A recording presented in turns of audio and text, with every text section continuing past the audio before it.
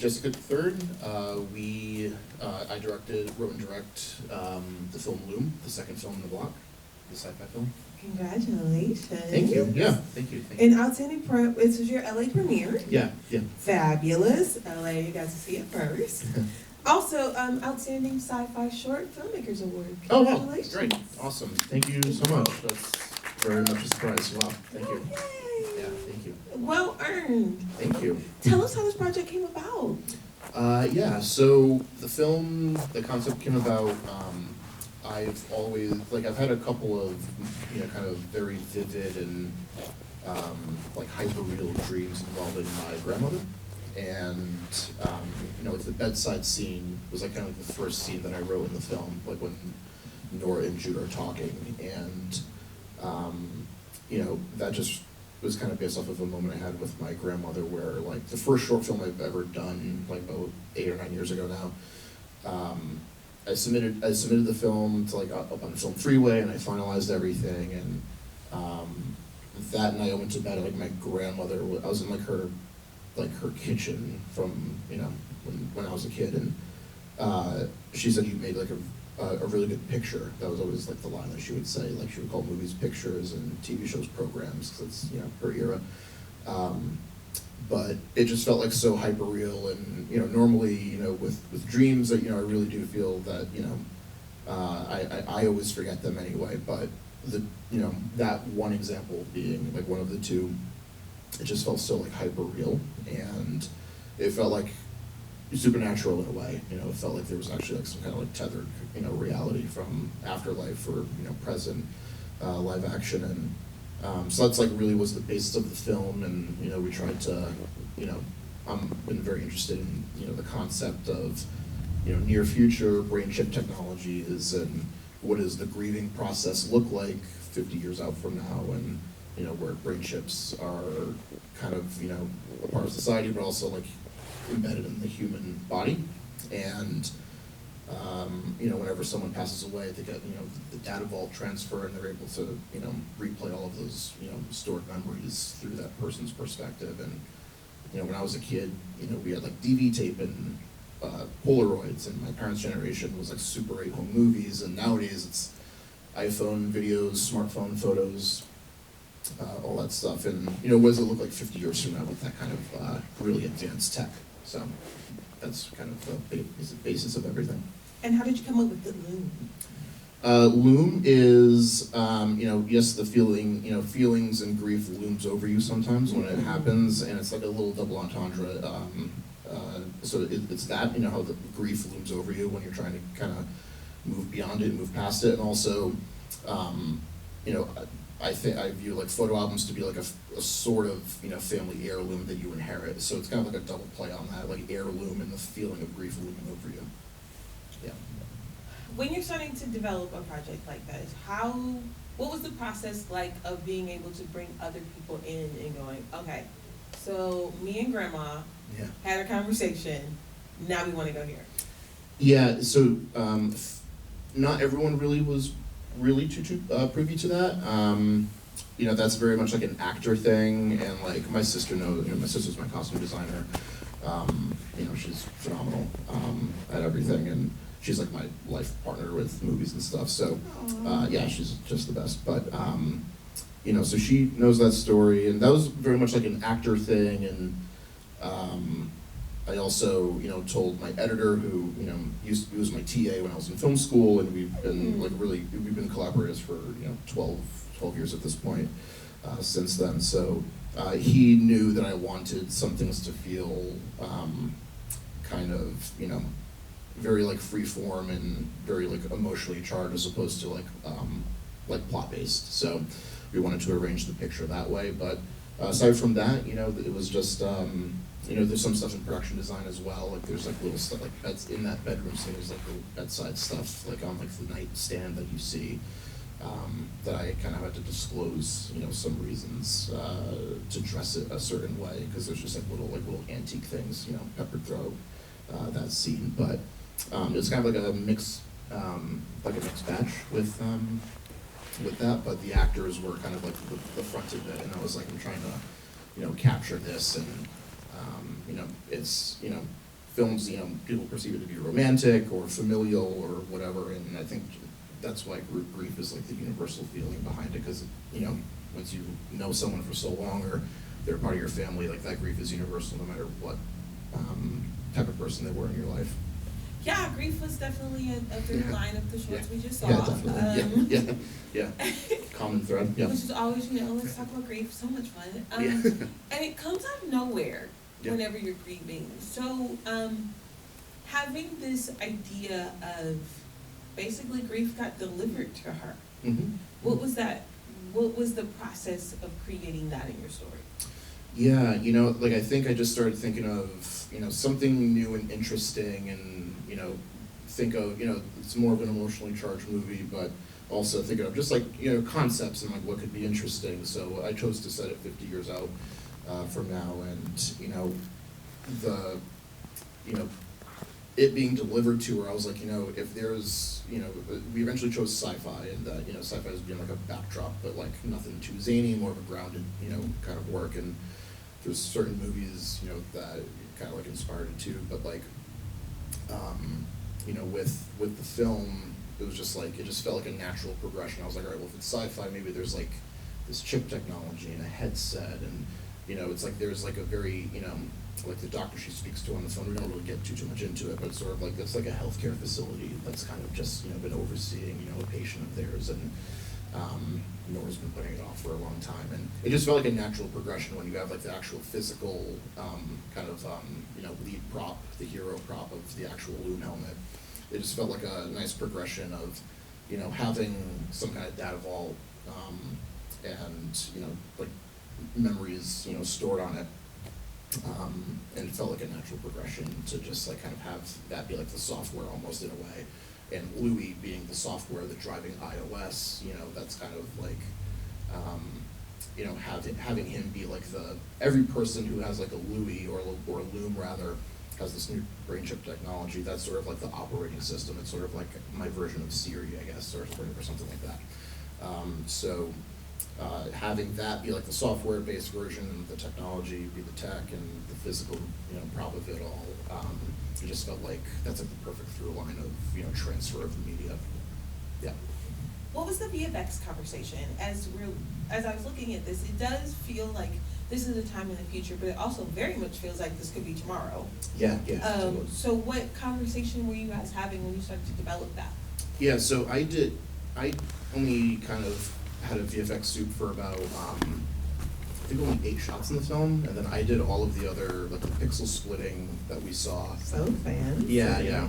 So the pixel splitting, I did all of that. There's a couple of very kind of special, unique one-off shots, like there's a shot in the car where everything else is static, but only she flickers. I needed that to be like a Roto and Matt, and I have a very good friend of mine, Steven Spady. He was my VFX soup on it, and he really, yeah, shots out. He had like about like 8 shots, I think, 8 or 9 shots throughout the film that were kind of like very unique, and most of the VFX was actually, I didn't really have to work too much because it's mostly like a color grading application, and I did all my own color grading for the film. So that's kind of just like using my color suite in DaVinci Resolve, and that's how I got like the pixel stretching, or when you're rewatching the memory, there's sort of like this like RGB prism splitting that's also more so a color effect as opposed to a visual effect. So impressive. I was lucky enough, like I was like, well, let me see if I can try and do it in color, and thankfully I could, with the exception of like maybe 10 or 15% of the shots that we had in the film. So I kind of like lucked out not having like an extensive conversation with Spady for like a more in-depth VFX process. I lucked out. Kudos to you. I open up DaVinci Resolve and I go, it's too many buttons, and I close it back. Yeah, thankfully I always took to it. When I was in school and learning and whatever, and just felt like a good way to stay creative. So I thankfully always took to it. It does feel overwhelming at times, but like the application is pretty unbelievable what you're able to kind of accomplish in post-production nowadays. So, what was the world like for you taking on so many hyphenates in this project? How was production? I thankfully didn't. So normally, like my past couple shorts that I've done, I was a producer for it.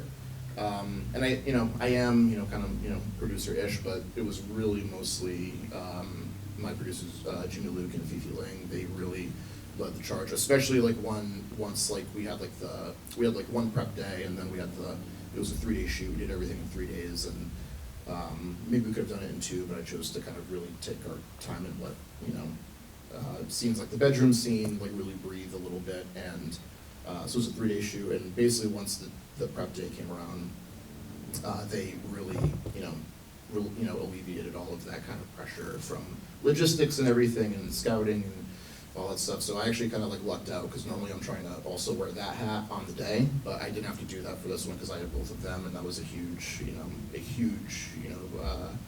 relief off my shoulders. But post, I don't even really think about it. Like, I know that I color graded it, but I literally didn't even think about it until we shot everything, just because it's like I can't worry about something and finishing the picture or editorial work until we have it, in the can, so to speak. So I just had to like shoot it and get it over with, and make sure that we had all our drives copied and everything. We shot it, with digital capture, but I literally didn't even start any of that until we were already done with shooting. So it was a choice to not even, think about it, and I waited like a week or 2 until after shooting to, even begin that process. That's so much wisdom. I said it earlier, but a multi-hyphenate sounds sexy until you start actually doing it, and then you're like, oh, this is a lot of work. So I know, yeah, it's tough. I mean, and we have someone here who acted in the movie too. I know. Oh no, I'm coming for you now. acting. Yeah, I mean, that's more of a question for him. Yeah. No, well done, and just like giving yourself that time. That's actually it's wise, and the work shows for itself. I mean, it's incredible. Thank you. Film. Appreciate it. Questions, itching, burning questions. I can only kind of see. Yes, right here. How long did it take to get That was finally like the longest part of the process. Sean, we had a prop builder, Sean Hoshik.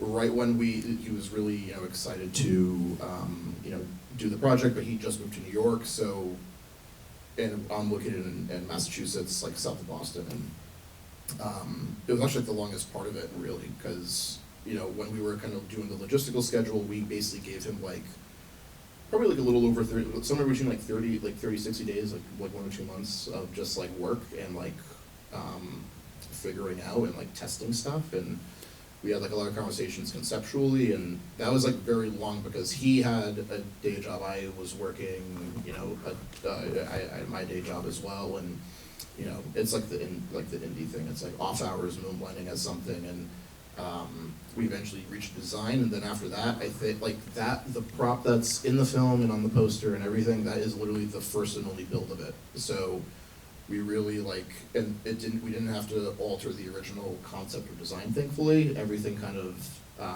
stayed, and getting the package in was very stressful because sometimes these shipping companies love to just like rough it up. So it was like in the most bubble wrap of all time, like in like one box. So but yeah, so we probably gave him like, I would say like probably closer to 2 months worth of like time and development, but he like first concept like really delivered it, and I think it was only like the second sketch too of like what he was thinking of. So we really he really understood like the references I was trying to make, and like there's a couple of there's a Wim Wenders film called Until the End of the World where there's like headgear used in the movie, and that's more like an eye thing as opposed to a full-on helmet. But I was like, but I want this to feel kind of like, we reference video games, and we referenced more like Philip K. Dick style adaptations in movies. But I ultimately wanted it to feel like a maximalist version of something, like how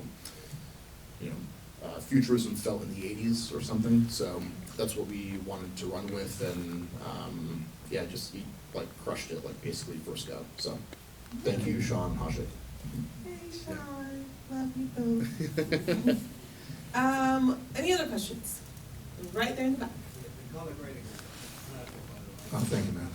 Thank you. I was going to say with the mask, I mean, it was just absolutely perfect. Was it just that second draft that it was done, or what did you send in to get? Yeah, specifically, I sent like some screenshots. I used to play this video game called Destiny back in the day.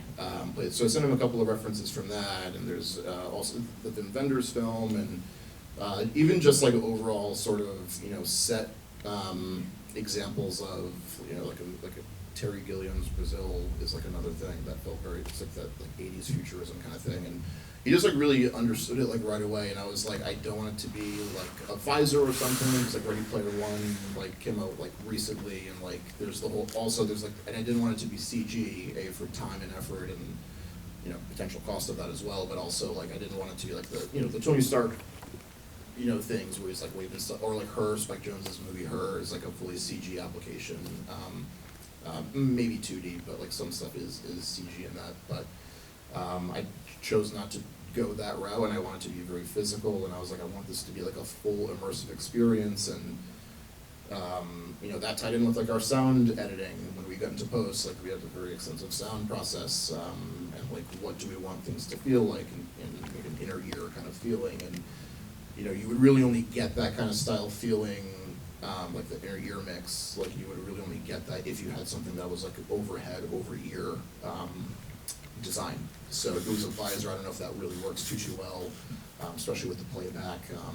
But having the helmet and then the Louis chip, basically on like the neck, where you can kind of like just like touch it and kind of adjust volume and whatever. That just felt like. That felt like the right decision, I think, to make for yeah. I think so. Yeah, Not that you care about my opinion at all. Oh, I do. Trust me, I do. I promise you. Yeah. What's next? So what's next? I am writing. I'm writing a lot of stuff. I have like 2 things that I'm working on, but mostly just writing and trying to eventually everything I've done up to this point is self-financed. So whether trying to do features, hopefully I'll make a movie one day with not my money but someone else's money. So if anyone knows anyone, That is the dream, guys. let me know. So but that's kind of where I'm at. I have 2 scripts that I'm very close. But one is done. There's one that's very close to being finished, and another one that I'm kind of theorizing at the moment, conceptualizing, but try not to trip over myself in that process. So just writing, trying to either get representation or kind of make a movie. Some kind of feature for with like a larger budget than like $8,500 that we were looking for. So Well done. I mean, $8,500 looks stunning on camera. Thank you. Come west. We'd love to have you. This Thank is you. our winter. Yeah, it's not bad. I was actually sweating today, so yeah, it's not bad. It's not bad. Thank you. Welcome. Thank you so much for sharing. Thank you so much. Appreciate it, everyone. Thank you.